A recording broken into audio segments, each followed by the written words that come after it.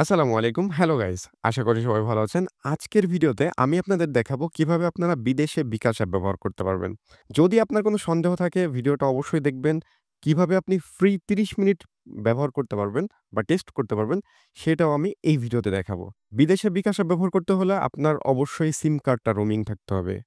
অ্যান্ড্রয়েডে ব্যবহার করার জন্য অবশ্যই সিম কার্ড রোমিং থাকতে হবে।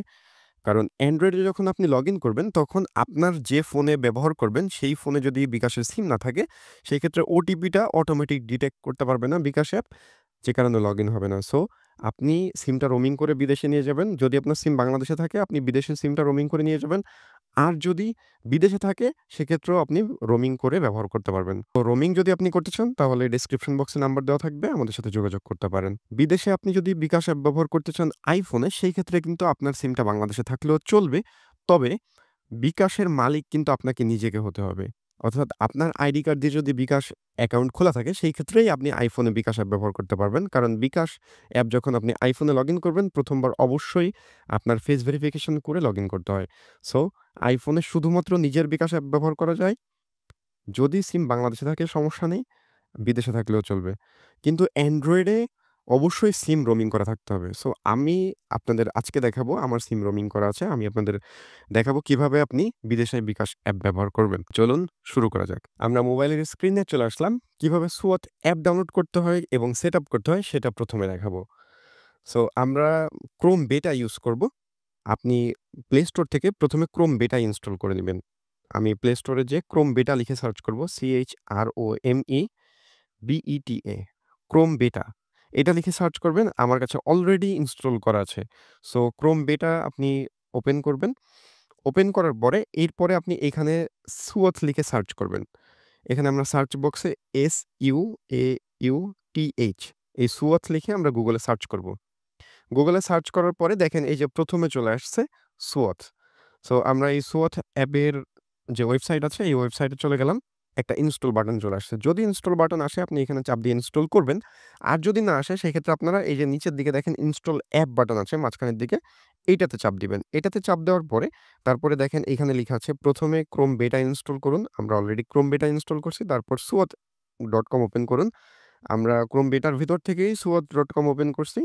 এবার নিচের বাটনে চাপুন এবং ইনস্টল করুন।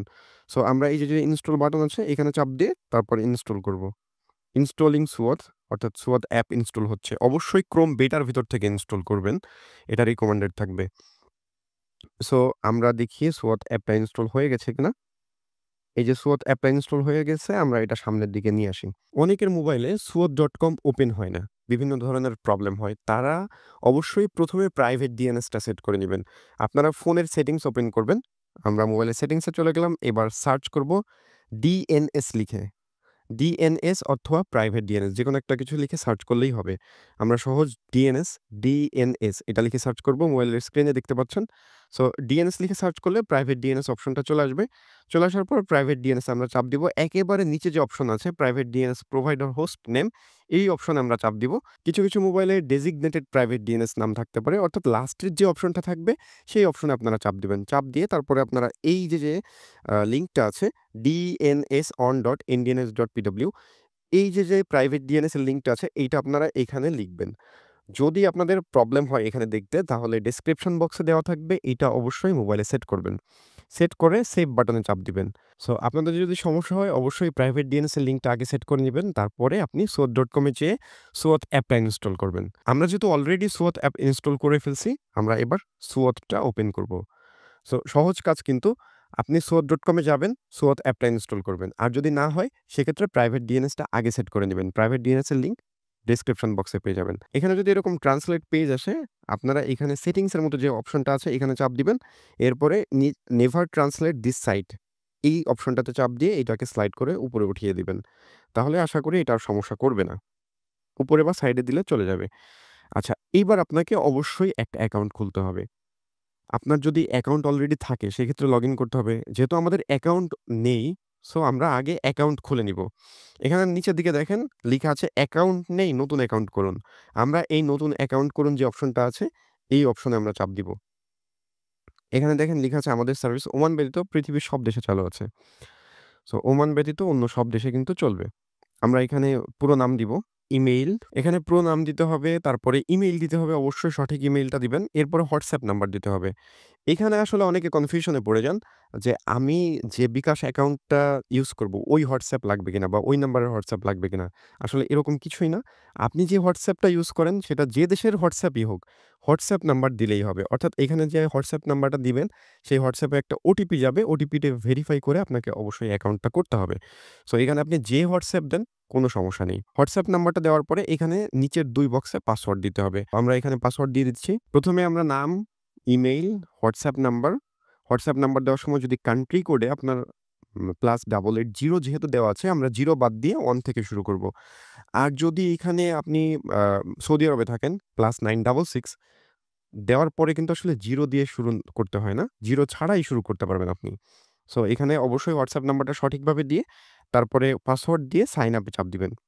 সাইন আপ এ চাপ দিলে এখানে আপনার পাসওয়ার্ড সেভ করার অপশন আসবে। আমরা অবশ্যই সেভ করে দিব যাতে আমরা পরবর্তীতে পাসওয়ার্ড ভুলে গেলে আমাদের Google অ্যাকাউন্টে থাকে আমরা বের করতে পারি। সো এখানে কিন্তু ওটিপিটা দিতে হবে। আমাদের ওটিপিটা অলরেডি হয়তোবা চলে আসছে।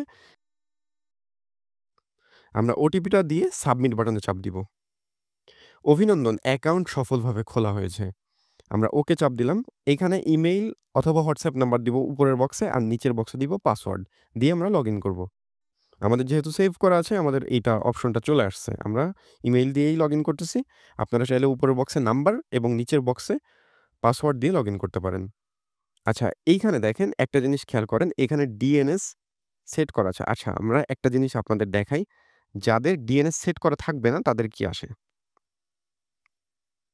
আমরা ডিএনএসটা অফ করে নিচ্ছি। অফ করে নিলাম। এবার আমরা এখানে ওপেন করলাম। ওপেন করার পরে দেখেন ডিএনএস ইস নট সেট। নিচের লিঙ্কে চাপ দিলেই কপি হয়ে যাবে। কপি করার পর মোবাইলের সেটিংসের প্রাইভেট ডিএনএস লিখে সার্চ করুন। সেটিংসের মধ্যে প্রাইভেট ডিএনএস লিখে সার্চ করলে তারপরে হচ্ছে আপনি প্রাইভেট ডিএনএস এর শেষের অপশনে সিলেক্ট করে নিচের বক্সে লিঙ্কটি সেট করুন। অর্থাৎ এই লিঙ্কটা কপি করতে হবে। কপি করলাম।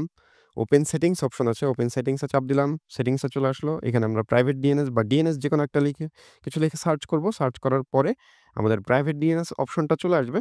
প্রাইভেট ডিএনএস অপশনটা চলে আসার পরে আমরা এখানে প্রাইভেট ডিএনএস এ চাপ দেব। নিচের বক্স অর্থাৎ একেবারে নিচের যে অপশনটা আছে এটাতে সিলেক্ট করে আমরা এখানে পেস্ট করে দিব। পেস্ট করে দেওয়ার পরে তারপর হচ্ছে আমরা সেভ করব। সেভ করলাম।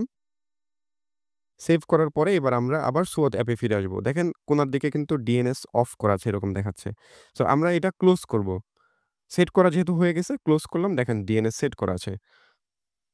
এইটা কিন্তু আসলে একটা নতুন ফিচার। এই ফিচারটা কেন খুবই জরুরি সেটা আমি আপনাদের বলি। আপনি যদি ডিএনএস সেট না করে অর্থাৎ ডিএনএস বন্ধ থাকা অবস্থায় আপনি যদি এখান থেকে রিওথ করে বিকাশে ঢোকেন, সেক্ষেত্রে কিন্তু আপনার বিকাশটা লগ আউট হয়ে যেতে পারে। এজন্য আপনি অবশ্যই প্রত্যেকবার বিকাশ অ্যাপে ঢোকার আগে এখানে এসে চেক করবেন যে ডিএনএস সেট করা আছে কিনা। এই ডান পাশে উপরের দিকে যদি ডিএনএস সেট করা থাকে সেক্ষেত্রে আপনি রিওথ করে বিকাশে ঢুকবেন। আর যদি সেট করা না থাকে সেক্ষেত্রে আপনি এখানে ঢুকতেই পারবেন না। ওয়ার্নিং দেখাবে যে ডিএনএস সেট করা নেই। স্টার্ট ট্রায়াল নামে যে অপশনটা আছে এই স্টার্ট ট্রায়াল এ আমরা চাপ দিব। স্টার্ট ট্রায়াল এ চাপ দিলাম। অভিনন্দন ৩০ মিনিটের ফ্রি ট্রায়াল শুরু হয়েছে। তার আগে বলে নেই যারা বিদেশে বসে অলরেডি বিকাশ অ্যাপ ইনস্টল করে ফেলছেন, বিকাশ অ্যাপে ঢুকে গেছেন, বিদেশি নাম্বারের অপশন চলে আসছিল। তাদের জন্য কিন্তু আসলে একটু সমস্যা হয়ে যাবে। আমি আপনাদের একটু ছোট আকারে দেখাই। আমরা ডিএনএসটা অফ করি। অফ করে আমরা যদি বিকাশ অ্যাপে ঢুকি, অ্যালাউ করে দিলাম, অ্যালাউ, সবই অ্যালাউ করে দিলাম। বিকাশ অ্যাপে ঢুকে গেল। আমরা বন্ধ করুন এ চাপ দিলাম। এখানে লগইন বা রেজিস্ট্রেশন এ চাপ দিলাম। দেখেন এখানে কিন্তু সিঙ্গাপুরের কোড নাম্বার দেখাচ্ছে। অর্থাৎ আমি যে দেশে আছি, সিঙ্গাপুরে যেহেতু আমি এই মুহূর্তে আছি, সো আমাকে এখানে সিঙ্গাপুরের লোকেশন দেখাচ্ছে। সো এইখানে আপনি যদি অলরেডি বিকাশ অ্যাপ একবার ওপেন করে থাকেন, সেক্ষেত্রে আপনার সিঙ্গাপুর লোকেশন বা আপনি যে দেশে আছেন সেই দেশের লোকেশন দেখাচ্ছিল। সেই বিকাশ অ্যাপটা অবশ্যই আনইনস্টল করে নিবেন, তারপর ইনস্টল করবেন। অথবা আপনি বিকাশ অ্যাপের ডাটা ক্লিয়ার করলেও হবে। সো আমরা অবশ্যই ডিএনএসটা আগে সেট করে নিব। ডিএনএসটা সেট করলাম। সেট করে এবার বিকাশ অ্যাপের উপর চেপে ধরলাম। অ্যাপ ইনফো বা আই বাটনে চাপ দিলাম।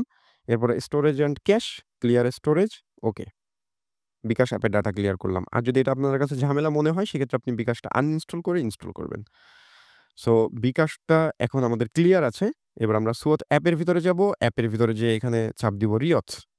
রিয়থ চাপ দিলে সাকসেস লেখা আসছে। সাকসেস লেখা আসলে আমরা ওপেন বিকাশে চাপ দিব। বিকাশ অ্যাপ ওপেন করলাম। Allow, allow, allow. আবার অ্যালাউ করে দিলাম। চাইলে আপনারা লোকেশনটা অ্যালাউ না করলেও হবে। আচ্ছা বন্ধ করে নিয়ে চাপ দিলাম লগইন বা রেজিস্ট্রেশন। দেখেন বাংলাদেশী অপশন চলে আসছে।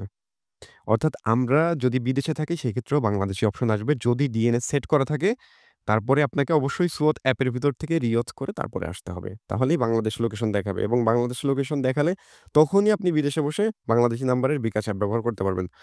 আমি যে ফোনে ব্যবহার করব বা যে ফোনে লগইন করব সেই ফোনে কিন্তু আমার বিকাশের সিমটা আছে। সো আমরা এখানে নাম্বার দিয়ে এখন চাইলে লগইন করতে পারবো। আমরা আপনাদের অবশ্যই একবার লগইন করে দেখাবো। সো আমি নাম্বারটা এখানে দিয়ে দিলাম। পরবর্তীতে চাপ দিব। চাপ দেওয়ার পরে এই নাম্বারে একটা কোড আসবে যেটা অটোমেটিক ডিটেক্ট করবে। আমরা নিচে ডান পাশে একটা অ্যালাও বাটন পাবো। এই অ্যালাও বাটনে চাপ দিলে এটা কিন্তু অটোমেটিক ডিটেক্ট করে নিল এবং এখানে আমরা এখন কিন্তু পিন নাম্বার দিয়ে লগইন করতে পারবো। সো পিন নাম্বারটা এখন দিয়ে দিচ্ছি।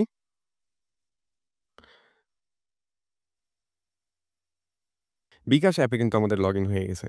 সো এখন আপনাদের প্রশ্ন আসতে পারে যে এখানে তো ৩০ মিনিটের ট্রায়াল আছে। ৩০ মিনিটের ট্রায়াল শেষ হয়ে গেলে তারপরে আমরা কিভাবে চালাবো? ৩০ মিনিটের ট্রায়াল শেষ হয়ে গেলে এখানে ওয়ার্নিং দেখাবে যে আপনার অ্যাকাউন্টের মেয়াদ শেষ।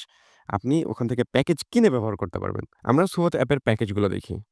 আমরা এখানে বাম পাশে উপরের বাটনে চাপ দিলাম। এখানে প্যাকেজ নামে একটা অপশন আসে। আমরা এই প্যাকেজে চাপ দিলাম। এখানে আপনি ১ মাসের প্যাকেজ ৳১২৫০ য় কিনতে পারবেন। ৩ মাসের প্যাকেজ ৳৩৭২৫, ৬ মাসের প্যাকেজ ৳৭২২০, ১ বছরের প্যাকেজ ৳১৪,১৩০। এখানে যে প্যাকেজগুলো দেওয়া আছে, প্যাকেজগুলোর প্রাইস কিন্তু অনেক বেশি। আপনারা চাইলে কিন্তু আমাদের মাধ্যমে অনেক ডিসকাউন্টে প্যাকেজ কিনতে পারেন। এখানে প্যাকেজের প্রাইস দেওয়া আছে ১ মাসের প্যাকেজ ৳১২৫০। আপনি যদি ৳১২৫০ য় না কিনে এর অর্ধেকেরও কম দামে ডিসকাউন্টে কিনতে চান, তাহলে ডেসক্রিপশন বক্সে নাম্বার দেওয়া থাকবে। অবশ্যই ডেসক্রিপশন বক্সের নাম্বারে হোয়াটসঅ্যাপে যোগাযোগ করবেন। সেক্ষেত্রে আপনি অর্ধেকের থেকেও কম দামে ডিসকাউন্টে কিনতে পারবেন। সো দেখা হবে পরবর্তী ভিডিওতে। সুস্থ থাকুন, ভালো থাকুন। আল্লাহ হাফেজ।